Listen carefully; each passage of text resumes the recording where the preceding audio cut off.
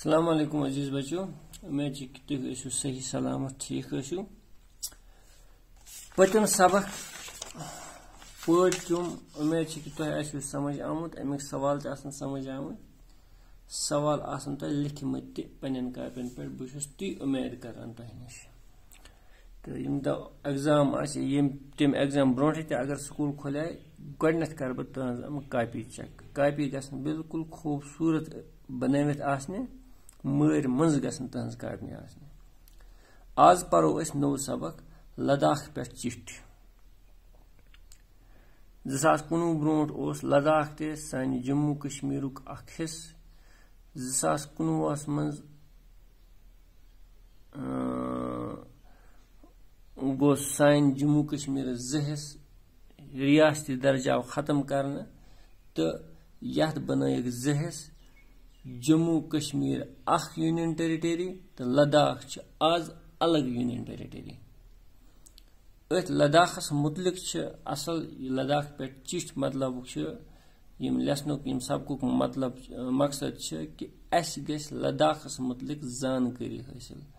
लद्दाख पे चिठ यथ सबकुस उन्वान मगर मकसद यम सबकुक कि अस गस लद्दाखस मुतलिक जान हासिल। लद्दाख पे चिठ मुश्किल अल्फाज यथ मज अथवत अथवत गो फुर्सत इन यानी मे आय अथवत है बह कर फोन यानी मे आय फुर्सत है। मून चितर लद्दाख चन यमन गफन मज देवारन पे शक्ल बनत वतलवित शक्ल मतलब गो खनित आसन शक्ल अम पेंट सम खनि खनि शक्ल तथ वन मून चितर। थंका लद्दाखस मज गुम्पहन पे झंड लागना तमन झंडन पे महात्मा गौतम बुद्ध सं तस्वीर बनयत तो अम दो बड़ मल मनावना लामा थंका लगावा बड़ शान शौकत सान यानी थंका झंड रंगदार झंड यथ पे महात्मा गौतम बुद्ध सं तस्वीर या शक्ल तस बनयत। नक्काशी बिल्कुल मतलब आम लफज यानी नक्काशी कर डिजाइन बनयत तस्वीर बनयत। वस्तदिल गई कारीगरी यानी वस्तदिल असल छान हो छान जबरदस्त वस्तदिल करान यानी अम सुन कसब जबरदस्त। वस्तदिल मतलब गो यथ पे जबरदस्त कारीगरी आस करित। खजल गो बेइज्जत या शर्मसार गसन अल्लाह ताला बचाए। कोहिस्तानी गो ये पहाड़ आसन कोहे कह आसन ये हमवार जमीन प्लेन जमीन आसन कह। मर मंज गई खूबसूरत सन कशीर मर मंज यानी सन कशीर खूबसूरत यम गई मुश्किल अल्फाज यम सब शुरू करो चूंकि यह लद्दाख पे चिठ अम सह पता लगान कि यह सबक आस चिठ हंदिस शक्लस मज गडनथ आस जाय हुंद नाव डेट पत कस आस चिठ लेखन आमज तसुन नाव आखरस पे तसुन नाव यम चिठ लिचमज आस अकिस जाय आखरस पे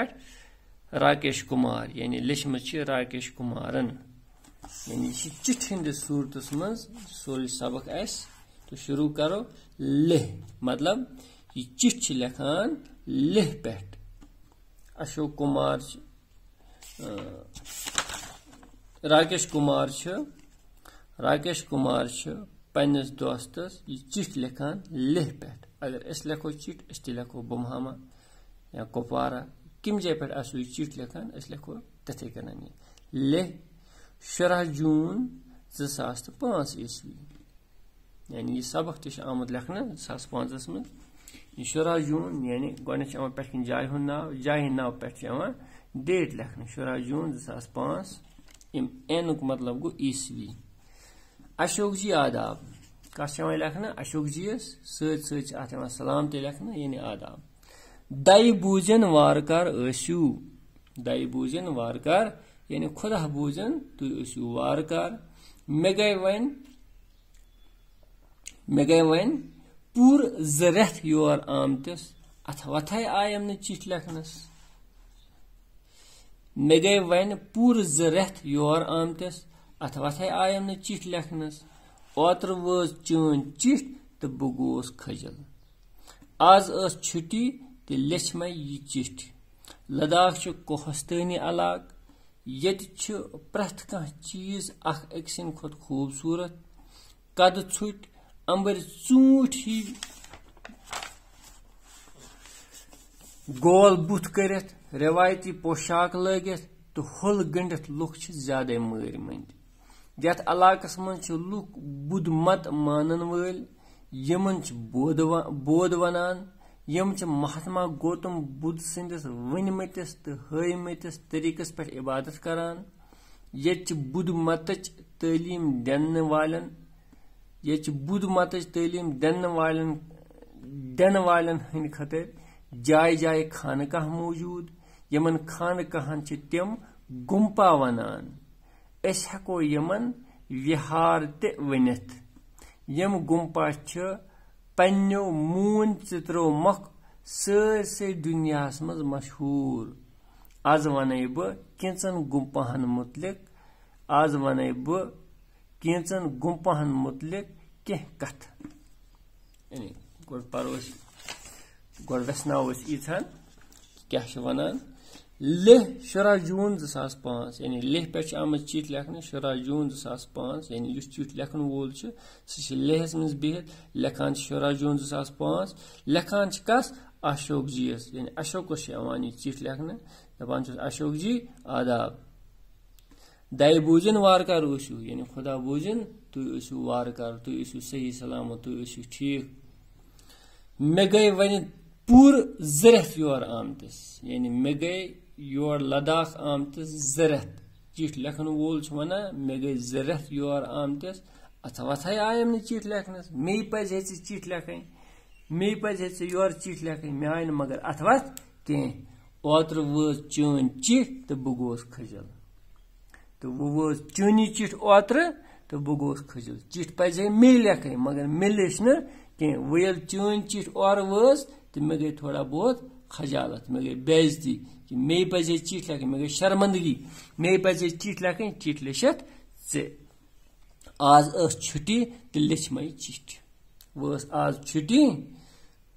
तो आज लेच मे वो चिठ वही चिठ लेखान क्या लेखान लद्दाख कोहस्तानी इलाक इस लद्दाख यह प्लेन इलाक यह हमवार इलाक ये कोह कोह पहाड़े पहाड़ अत प्रथ जाय पहाड़ पहाड़ों वराय कह जाय यानी लद्दाख पूर लद्दाख यह कोहसै पे बसित ये प्रथ कह चीज अक्सिन खुद खूबसूरत यानी लद्दाख प्रथ कह चीज अक्सिन खुद खूबसूरत अख चीज खूबसूरत ब्याक अम खुद खूबसूरत ब्याक अम खुद खूबसूरत मिसाल के तौर पर कद छुट अंबर चूट ही गोल बुथ करित यानी ये लूक कद छुट कद थोड़ा बहुत छुट पस्त कद ज्यादा जीठ ज्यादा थद आसान तो बुथ गोल अंबर चूट ही यानी चूटन ही बुथ अंबरन ही बुथ गोल गोल बुथ लद्दाख कन लूकन गोल बुथ अ खड़ा बुथ उमन गोल बुथ तो करान क्या रिवायती पोशाक लगित तो हुल गंडित ये लूकन रिवायती पोशाक यानी युक रिवायती पोशाक चग लगित चगस पे हुल गंडित हम ज्यादा मर मन यानी ये लूक यहन कद छोट बुथ गोल बड़ खूबसूरत रिवायती पोशाक लगित हुल गंडित हम ज्यादा मर मन हम ज्यादा खूबसूरत यथ इलाकस मज लुक बुद्ध मत मानन वल यथ इलाकस मज ज्यादा पहन लुक बौद्ध बसान यानी बुद्ध मतक मानन वल यथ कन इस्लामिक मानन वल मुसलमान वनान ऐसे कन कह क्रिश्चियनिटी मानन वोल तस वनान क्रिश्चियन यानी ईसाई ऐसे कन यथ इलाकस मज लद्दाख किस इलाकस मज ज्यादातर लुक बुद्ध मत मानन वल यानी तुम बौद्ध यमन बौद्ध वनान यानी अमन लूकन वनान बौद्ध यम बुद्ध मत मानन वल तमन बौद्ध वनान यह अलग मजहब यथ कन हिंदुइज्म यथ कन इस्लाम यथ कन क्रिश्चियनिटी यथ कन जैनिज्म ऐसे कन बुद्धिज्म यानी बौद्ध मत मानन वल अलग मजहब यम महात्मा गौतम बुद्ध संदिस वनमतिस तो हयमतिस तरीकस पे इबादत करान यम लूक महात्मा गौतम बुद्ध संदिस वनमतिस तो तस संदिस हयमतिस तरीकस पे इबादत करान ये बुद्ध मत तालीम दिन वालन हंद खतर जाय जाय खानकाह मौजूद यथ कन साइन कशीर मज इस्लाम तालीम दिन बापत जाय जाय दरसगाह मौजूद ऐसे कन लद्दाखस मज ते बुद्ध मत तालीम दिन खतर या बुद्ध मत तालीम दिन वालन हंद खतर जाय जाय खानकाह मौजूद यमन खानकाहन तम गुम्पा वनान यथ कन ये दरसगाह वनान तमन जायन ये मजहबी तालीम हासिल करो तमन जायन गुम्पा वनान यमन जाय बुद्ध मत बुद्धिज्म तालीम हासिल करान हको यमन विहार ते वनित हको अमन विहार ते वनित यानी अमन गुम्पान हको विहार ते वनित यम गुम्पा पन्नो मून चित्रो मख सरसी दुनिया मज मशहूर यम गुम्पा पन्नो अमो नक्काशकारी हंद जरिए यानी यम अमन गुम्पहन अंदरमन देवारन पे शक्ल बनायत तस्वीर बनायत नक्काश बनायत तमन वन मून चित्र अमो मून चित्रो मख अम पूरे दुनिया मज मशहूर जबरदस्त खूबसूरत सजवित आसान अम खानका अम गुम्पा अम लद्दाख आज वन बह कैंचन गुम्पाहन मुतलिक कह कथ आज वन बह ये मशहूर मशहूर गुम्पाहन या बड़न बड़न गुम्पाहन मुतलिक कह कथ यानी तमन मुतलिक कर बह जानियाब गोडनिक गुम्पा शाही गुम्पा यानी गोडनिकस गुम्पास मुतलिक यानी शाही गुम्पास मुतलिक वनान यह गुम्पा लेह पे 10 किलोमीटर दूर अकिस बालस पे यह लद्दाख मशहूर पादशाह देलदन नाम ग्यालन बनानोमुत अच महात्मा गौतम बुद्ध सन 40 फुट थोद शानदार पुतुल अथ पतुलस कल 8 फुट खोल यह पतुल लय तो त्राम रलवित बनावन आमुत पेछ मुट सुन खेच कर अथ पे चांद हंद तह खारन आमत तो पत सरसी पतलस मुट सुन खेच कर आमुत पतलस ताजस पे देवताहन तो दीवियन हंद तस्वीर खनित शाई जाय मर मज मस्जिद तथ मुतलिक वन हजरत अमीर कबीर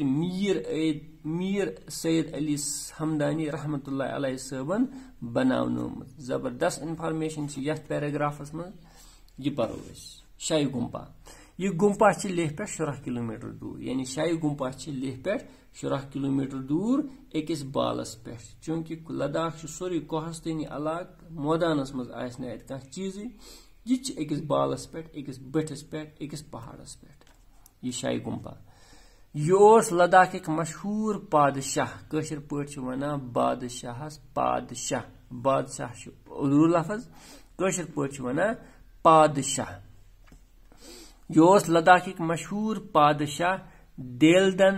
नाम ग्यालन बनावनोमुत युस शाही गुम्पा यह बनोमुत कम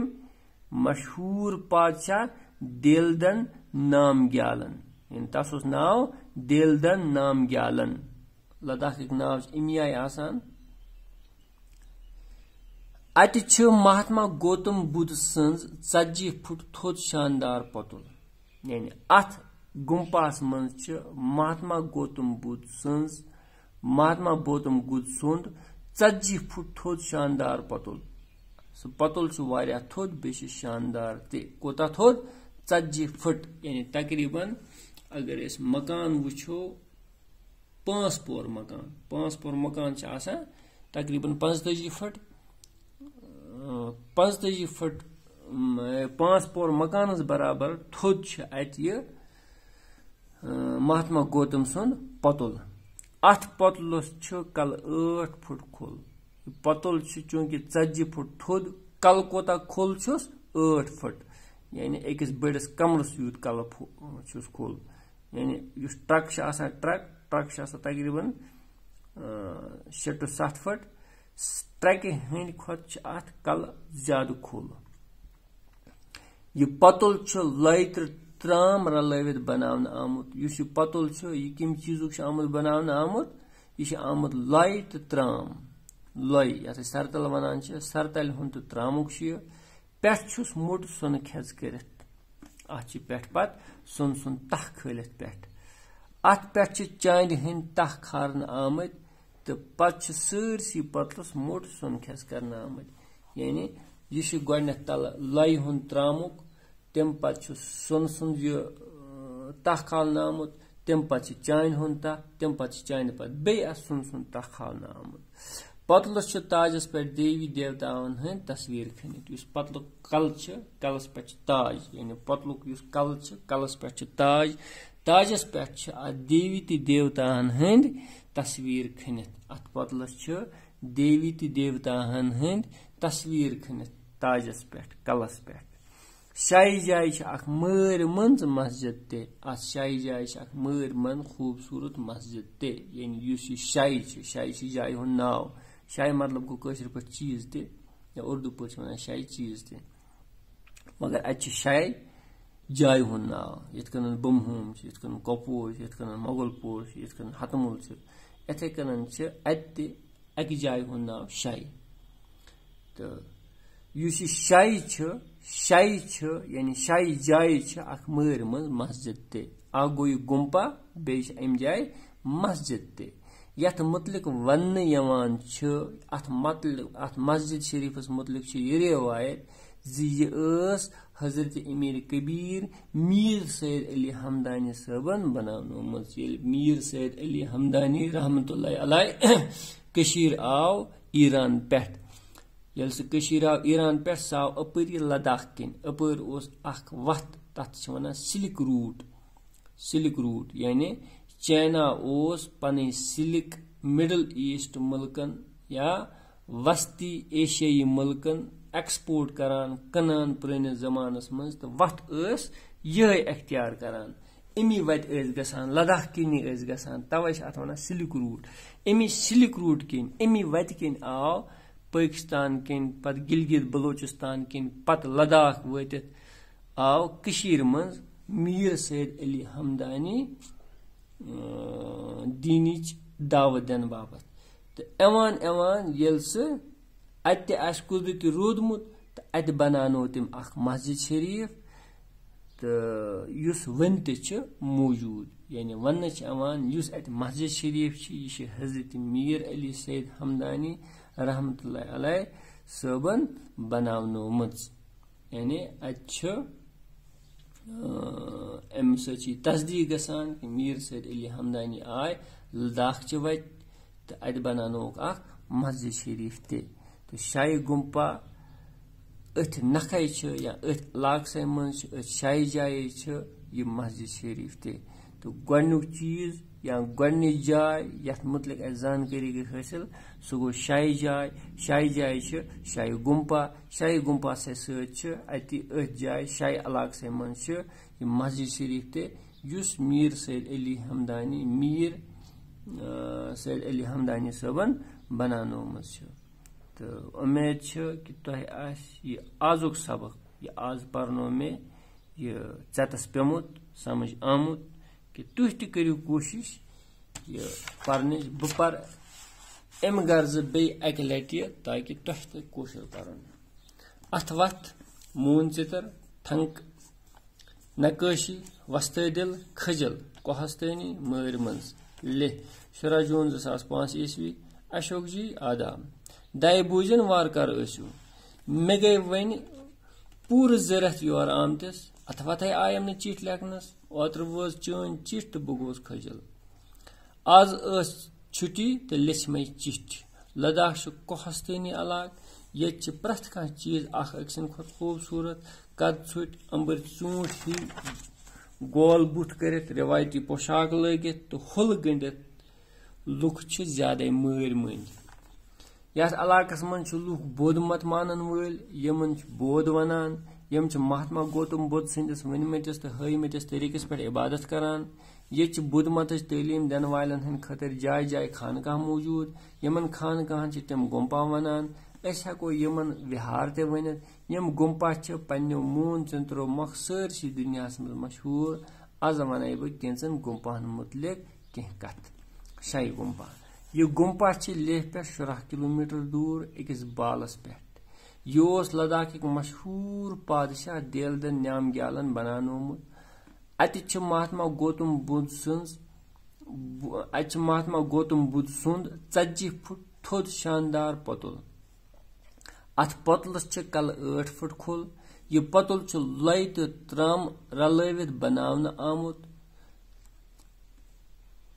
पेठुस मुट सुन खेच करित अत पे चान हंद तह खारन आमत तो पेठ सरसी पतलस मुट सुन खेच करन आमुत